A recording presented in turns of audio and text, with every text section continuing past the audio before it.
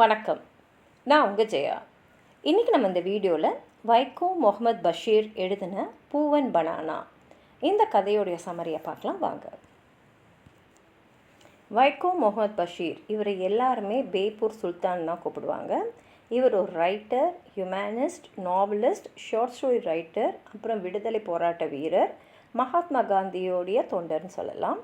பூவன் banana அவருடைய short story கலெக்ஷனான விடிகளுடைய ஸ்வர்க்கம் இதுலேருந்து தான் எடுத்திருக்காங்க. இவருக்கு பத்மஸ்ரீ அவார்டு 1982 இவர் நிறைய அவார்டு வாங்கியிருக்காரு. அதில் குறிப்பிட்டு சொல்லணுன்னா Sahitya Akademi fellowship, Kerala Sahitya Akademi fellowship, Kerala state film award best ஸ்டோரிக்காக. அதுவும் மாத்திரம் இல்லாமல் வலத்தோல் அவார்டை இவர் 1993 வாங்கியிருக்காரு. இந்த பூவன் பனானாவோட தீம் என்னன்னு பார்த்தீங்கன்னா, love and conflict in marriage, gender roles and power struggles, humor in everyday life, emotional distance and longing, reality versus expectations in love. இந்த கதையை அவர் ஆரம்பிக்கிறதே, I write the story not because I want to, but because Abdul Qadir Sahib troubles me. He thinks that there is a great moral in it. The story is actually about his wife Jamila Bibi. அதான் இந்த கதையை நான் எழுதுறது காரணம், நான் எழுதணும், இந்த கதையை எழுதணும் இல்லை. அப்துல் காதர் என்ன நினைக்கிறாருன்னா, இந்த கதையில் ஒரு பெரிய மாரலே இருக்குது அப்படின்றதுனால அவர் எனக்குள்ளே தொல்லைப்படுத்திக்கிட்டே இருக்குது. இவர் உருவாக்கின கருதான். அந்த அப்துல் காதர் சாஹிப் என்ற கேரக்டர் இதில் ஒரு மாரல் இருக்குது, இது எல்லாருக்குமே நம்ம சொல்லணும் அப்படின்னு இவருக்குள்ளே ஒரு அழுத்தத்தை கொடுத்துருக்கு. ஆனால் இந்த கதை அப்துல் காதர் சாஹிப்பை பற்றி மட்டும் இல்லை, அவருடைய மனைவியான ஜமீலா பீபியை பற்றி. இந்த கதையில் இருக்கிற கேரக்டர்ஸ் இவங்க 2 பேர் மட்டும்தான். இந்த கதைப்படி பார்த்திங்கன்னா, அப்துல் காதர் சாஹிப், ஜமீலா பீபி. இதில் ஜமீலா பீபி பிஏ டிகிரி படிச்சிருக்காங்க. நல்ல பெரிய பணக்கார நல்ல குடும்பத்துலேருந்து வந்திருக்காங்க. ஆனால் அப்துல் காதர் ஒரு பீடி ஃபேக்ட்ரியில் வேலை செஞ்சு அதில் ஒர்க்கர்ஸ் யூனியனில் இருந்திருக்காரு. அந்த ஒர்க்கர்ஸ் யூனியனோட தலைவராலாம் இருந்துட்டு ஒரு ரவுடி மாதிரி இருந்திருக்காரு. படித்தது ஸ்கூல் வரைக்கும் தான். ஆனால் அவருக்கு ஜமீலா பார்த்த உடனே ரொம்ப பிடிச்சிடுது. அவங்கக்கிட்ட அவர் காதலை சொல்கிறாரு. அவங்களுக்கும் அவரை ரொம்ப பிடிச்சிருக்கு. ஆனால் அவங்க குடும்பம் அதை ஒத்துக்கலை. இருந்தாலும் அவங்க குடும்பத்தோட எதிர்ப்பை மீறி அப்துல் காதர் ஜமீலா திருமணம் பண்ணிக்கிறாரு. கல்யாணம் பண்ணிட்ட அப்புறம் அவங்களுடைய எதிர்பார்ப்புக்கு ஏற்ற மாதிரி நம்ம வாழ்ந்து காட்டணும் அப்படின்றதுக்காக ரொம்ப போடுறாரு. ஜமீலா பீபியும் எப்படியாவது இவரை ஒரு ஜென்டில்மேனாக அவருடைய நடவடிக்கை, ஏன்னா அவர் அந்த பீடி ஃபேக்ட்ரிலேயே இருந்து அந்த ரவுடி மாதிரி ஒரு பழக்க வழக்கத்திலே இருந்துட்டு அவருடைய பழக்க வழக்கங்கள்லாம் மாற்றணும், அவரோட பிஹேவியரை மாற்றணும், அவர் பேசுகிற தன்மையை மாற்றணும், ரொம்ப மெனக்கிடுறாங்க. நிறைய விஷயங்கள் செய்கிறாங்க. நல்லா ட்ரெஸ் பண்ணிக்குங்க, நல்லா டிக்னிஃபைடாக நடந்துக்குங்கலாம். அப்துல் காதரும் அவர் அப்படியே பழக்கிட்டார்ல. ஆனால் அவர் மனைவி மேலே ரொம்ப அன்பு அவருக்கு. அதுவும் காதல் மனைவி வேறு, நமக்காக குடும்பத்தோட எதிர்ப்பெல்லாம் மீறி கல்யாணம் பண்ணிட்டு இருக்காங்கன்றதுனால என்னெல்லாம் செய்ய முடியுமோ அவங்கள திருப்திப்படுறதுக்கு எல்லாம் செஞ்சுக்கிட்டே இருக்கார். ஒரு நாள் சாயங்காலம் ஒரு பீடி ஃபேக்ட்ரியில் வேலையெல்லாம் முடிச்சுட்டு வீட்டுக்கு வராரு. வீட்டுக்கு வந்த உடனே ஜமீலா அவருக்காக ஆசையாக வெயிட் பண்ணிட்டுருக்காங்க. வந்த உடனே அவருக்கு சாப்பாடெல்லாம் போடுறாங்க. பேசிக்கிட்டே இருக்கும்போது அவங்க வெறும் கேஷுவலாக எனக்கு ஒரு 2 பூவும் பழம் வாங்கிட்டாங்களே அப்படின்னு கேட்டுடுறாங்க.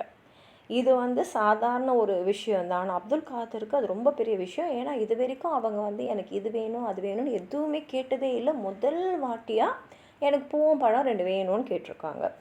என்ன பண்ணுறதுனே தெரில. எப்படியாவது அவங்க முதல்ல கேட்டிருக்காங்க, அவங்க ஆசைப்பட்டு கேட்டிருக்காங்க. அதில் நம்ம எப்படியாவது அதை வாங்கி கொடுத்துணும்னு சொல்லிட்டு ராத்திரியே என்ன பண்ணுறாரு, போய் வாங்கி வந்துடணும் அப்படின்னு சொல்லிட்டு போயிடுறாரு. ஆனால் ராத்திரியில் போனதுனால கடைங்கள்லாம் மூடி இருக்குது. ஏன் மூடி இருக்குன்னா, பயங்கரமான மழை அந்த சாயங்கால வேலையிலேருந்தே. அதனால் எல்லோரும் கடையில் இந்த மழைக்கு மேலே இங்கே யார் வர போகிறாங்க, வீட்டுக்கும் இவங்க சீக்கிரமாக போகணுன்னு சொல்லிட்டு மூடிட்டு போயிட்டாங்க. ஆனால் அவருக்கு இல்லை வீட்டுக்கு அவங்க கேட்டிருக்காங்க, நம்ம பழத்தோடு தான் போகணும்னு சொல்லிட்டு அந்த ஆற்றை கடக்கிறதுக்கு ஒரு படகுலாம் இருக்கும் இல்லையா, அந்த படகுல ஆற்றை கடந்தோன்னா அங்கே மெயின் மார்க்கெட் இருக்கும். மெயின் மார்க்கெட்டில் கண்டிப்பாக எல்லாமே கிடைக்கும். அதனால் அவர் என்ன பண்ணுறாரு, சரின்னு சொல்லிட்டு படகுல ஏறி அந்த பக்கம் போயிடுறாரு. இப்போ மழை பயங்கரமாக இருந்ததுனால அந்த ஆற்றுல வேற வெள்ளம் வர்ற மாதிரி இருக்குது. அது ரொம்ப ரொம்ப ஆபத்தான பயணம்தான். ஆனால் அப்துல் காதருக்கு மனைவி கேட்டிருக்காங்க, அதுக்காக நான் என்ன ஒன்றா செய்வேன், போயே ஆகணும்னு சொல்லிட்டு அவங்க சைடில் போயிடுறாரு. மார்க்கெட்டில் போயிட்டு அந்த பூவம் வாழைப்பழத்துக்கு தேடி பார்க்குறாரு. ஒரு கடையில் கூட இல்லை. ஒரு கடையில் ஆரஞ்சு மட்டும்தான் இருக்குது. சரி, நான் ஒன்று நினைக்கிறாரு, பழம் இப்போ அவங்க கடை வீட்டுக்கிட்ட இருக்கிற கடையெல்லாம் பார்த்தாச்சு, மெயின் மார்க்கெட்லேயும் பார்த்தாச்சு, இப்போ 2 இடத்துலையும் இல்லைன்னா வேறு வழி இல்லை, பழம் இல்லைன்னு ஒத்துக்கணும். சரி அவங்க பழம் தானே கேட்டாங்க, அங்கே ஆரஞ்சு இருந்தாலும் சரி ஆரஞ்சு வாங்கிக்கலாம், பழம் கேட்டாங்களே நம்ம வாங்கிக்கலாம்னு சொல்லிவிட்டு அது ஒரு சப்ஸ்டியூட்டாக வாங்கின்னு போயிடுறாரு. திரும்பி வரும்போது பயங்கரமாக இன்னும் மழை ஆகிடுது. ஏற்கனவே ரொம்ப லேட் ஆகிடுச்சு. வந்து பார்த்தா அவர் வந்த படகு போயிட்டுருக்கு. ஏன்னா மழை இருக்கு இல்லையா, அதனால் வந்த ஆளுங்களை வச்சுட்டு போயாச்சு. திரும்பி வராதுன்னு தெரியும், ஏன்னா ராத்திரி ஆகிடுச்சு, இன்றைக்கு வரமாட்டாங்க. இப்போ வேறு வழியே இல்லை. அவர் வந்து அந்த ராத்திரியே அந்த பக்கம் போகணுன்னா அந்த பயங்கரமான மழையில் ராது வேறு அப்படியே வெள்ளம் மாதிரி ஓடின்ட்டுருக்கு.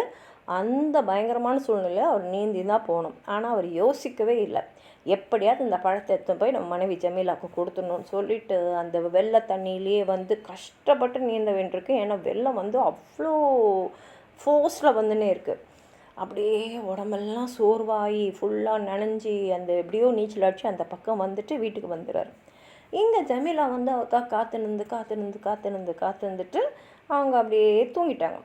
ஆனால் எவ்வளோ தான் டயர்டாக இருந்தாலும் அவர் வந்த உடனே சாப்பிட்ணுமே, ஏன்னா வந்து சாயங்காலம் அவர் சாப்பிட்டது தானே, ராத்திரி சாப்பிட்ணுமேன்னு சொல்லிவிட்டு அவருக்கு சாப்பாடெல்லாம் எடுத்து வச்சுருக்காங்க.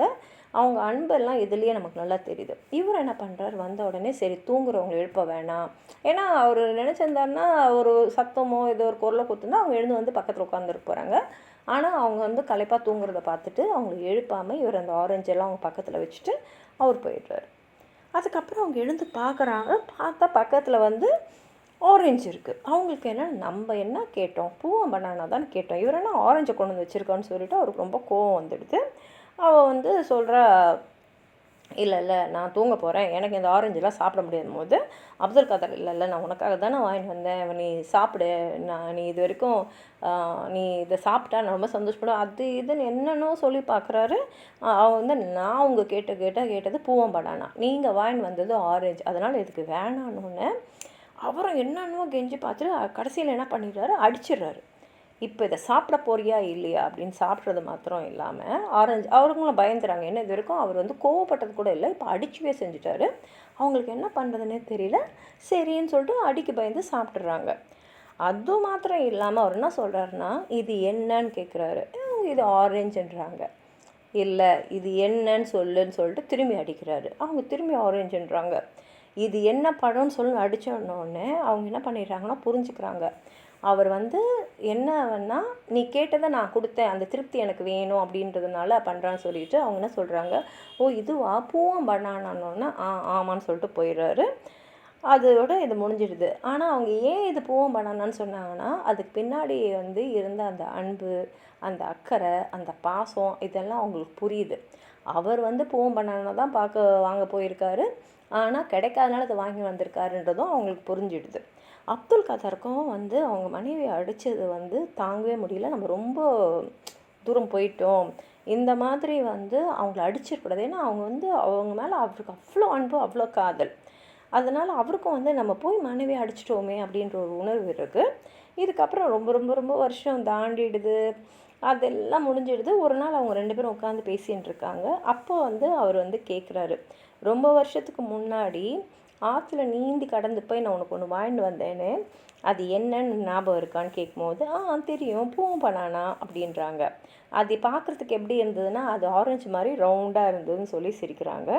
இந்த கதை மூலமாக நம்ம வந்து அவங்க 2 பேரும் வந்து ஒருத்தர் மேலே ஒருத்தர் வச்சுருந்த அன்பு, அந்த எதிர்பார்ப்பு, அது மாத்திரம் இல்லாமல் அவங்க 2 பேருக்குள்ளே இருந்த பிணைப்பு, அந்த அன்பு எப்படிப்பட்டது, அதாவது நம்ம அன்பை வெளிப்படுத்துறதுக்கு பெரிய பெரிய விஷயம் ரொம்ப செலவு பண்ணிலாம் செய்யணும்னு இல்லை, சின்ன விஷயங்களில் சின்ன தியாகங்களில் ஒரு புரிதல் இருந்தாலே போதும், அந்த ஒருத்தரை ஏற்றுக்கிற மனப்பக்குவம் இருந்தாலே போதும், வாழ்க்கை வந்து அன்பாக அமைதியாக இன்பமாக அமையுன்றதுக்கு தான் இந்த கதை இருக்குது.